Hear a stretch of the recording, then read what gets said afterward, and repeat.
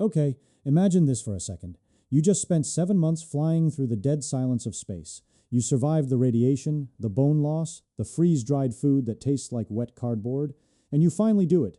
You touch down on Mars, you crack the hatch, you step out onto that rusty red dirt, you plant the flag, heartbeat pounding in your ears. And then a single thought creeps in. The most terrifying thought in the entire history of exploration. How the heck do I get home? Because here's the part nobody puts on the movie poster. Getting to Mars, that's the easy half. Coming back is the nightmare. Coming back is the problem that keeps rocket engineers staring at the ceiling at 3 in the morning, whispering one equation over and over like a curse. And that equation is so brutal, so mathematically savage, that for decades serious scientists quietly admitted something out loud that nobody wanted to hear. We might send humans to Mars and never be able to bring them back alive. Now stick with me till the end, because you're about to understand the exact reason the trip home is the hardest journey in the known universe. And I mean known universe, not exaggerating, but there's also a sneaky little loophole hiding inside the same physics that says it's impossible. A loophole that might save every astronaut who ever goes. Let's actually get into it. So first, forget everything Hollywood taught you. When a rocket launches, it is not fighting distance. Space is not far in the way your brain thinks far. Space is about 11 minutes up if you could drive a car straight up at highway speed. The real enemy is not distance, it's speed. To get anywhere in space, you have to change your velocity by a massive amount, and scientists have a word for that. Delta V, just think of Delta V as the total speed budget for your entire trip.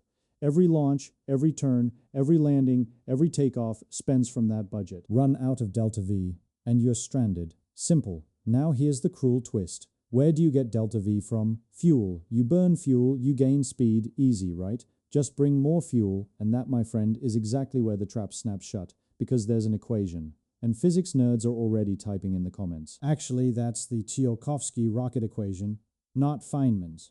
And you know what? You're right. Full respect. But here's why this channel wears the Feynman name anyway. Feynman had this rule. He said, don't just memorize the equation, feel it. Understand it so deeply in your gut that the math becomes obvious. So let's do exactly that with this one. Because once you feel this equation, you'll never look at a rocket the same way again. Here's the whole thing in plain human words. The rocket equation says the more fuel you carry, the more fuel you need to carry that fuel. Read that again. It sounds like a joke. It is not a joke. It's the most expensive sentence in engineering. Watch what happens. Say you want to bring extra fuel for the ride home. Cool, but that return fuel is heavy. And to slow that heavy fuel down and land it gently on Mars, you need even more fuel. And that extra landing fuel is also heavy, so you need more fuel to carry it too. See the It doesn't add up. It multiplies up.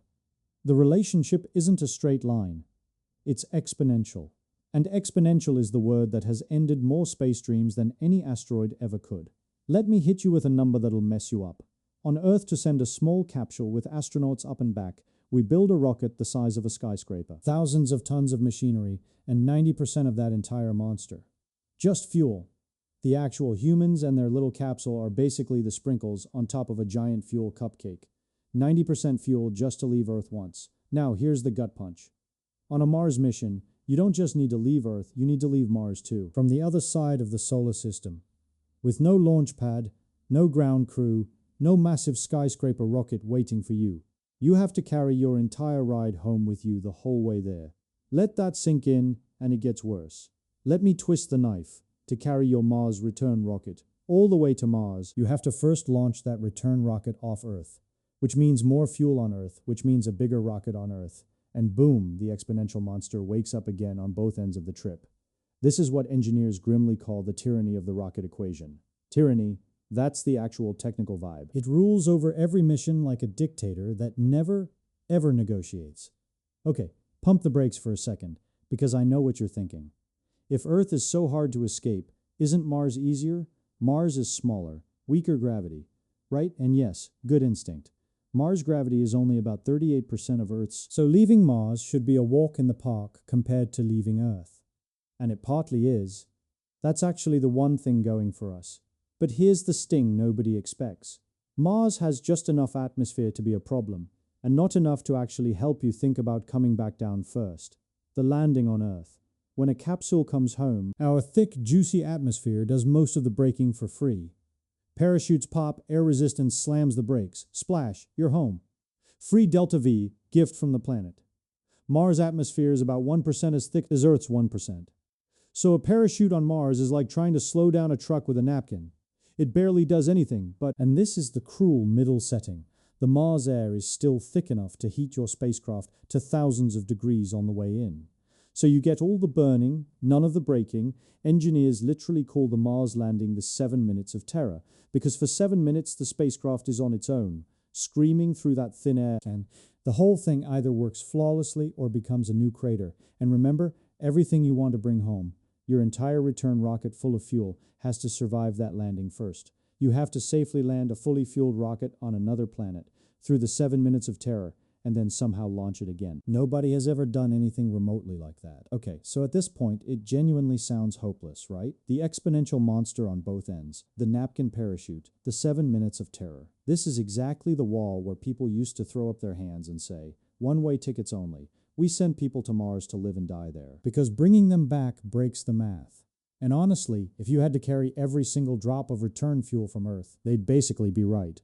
The mission would need a rocket, so absurdly, laughably huge, it would collapse under its own logic. So here comes the twist, the reset. The part where physics stops being the villain and quietly hands us a cheat code. Ready? Here's the genius move. What if you didn't have to bring your return fuel at all? What if you could make it once you got there? Now your brain's going, make fuel on Mars, out of what? Dust and vibes, almost out of the air. Here's the beautiful part. That thin, annoying, useless Mars atmosphere. The one that won't slow your parachute, it's made almost entirely of carbon dioxide, CO2, carbon and oxygen, and there's frozen water hiding in the Martian soil and ice, hydrogen and oxygen. And if you've got carbon, hydrogen and oxygen, congratulations. You have the exact ingredients to build rocket fuel. There's a chemical reaction discovered back in the 1800s called the Sabatier reaction, where you take that Martian CO2, add hydrogen, add a little energy, and out the other side comes methane and oxygen.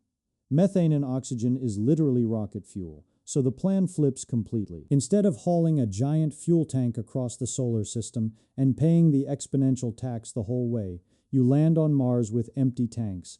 Empty. Light. Then you set up a little chemical factory, point it at the atmosphere, and let it slowly sip the air and brew your fuel over months right there on the surface before the humans even arrive. By the time the astronauts land, the ride home is already fueled up and waiting. This idea has a name, in situ resource utilization. Fancy words for living off the land. Same thing explorers have done for thousands of years, just now on another planet. And this single idea is the reason the entire dream is possible instead of impossible. It doesn't beat the rocket equation. Nothing beats the rocket equation. It sidesteps it. It refuses to play the game.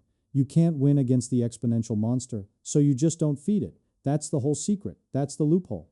So let's zoom all the way back out, because now you can see the full picture that almost nobody understands. Coming home from Mars was never blocked by some magic wall of physics.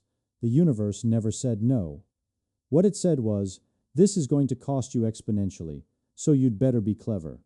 And the clever answer wasn't a bigger rocket or a stronger engine.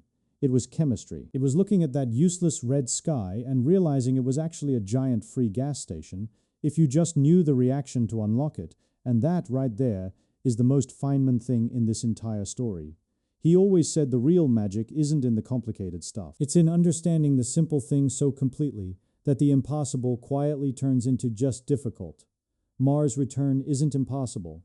It's just the hardest word problem humans have ever tried to solve, and we're solving it in real time, with reactions from a chemistry textbook and the guts to point a factory at an alien sky. So next time someone tells you we're going to Mars, you can hit them with the real question, the one that separates the dreamers from the people who actually get it.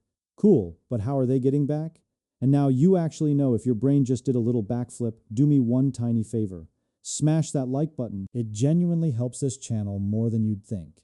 Subscribe if you want more physics explained like this. No boring lectures, just the good stuff.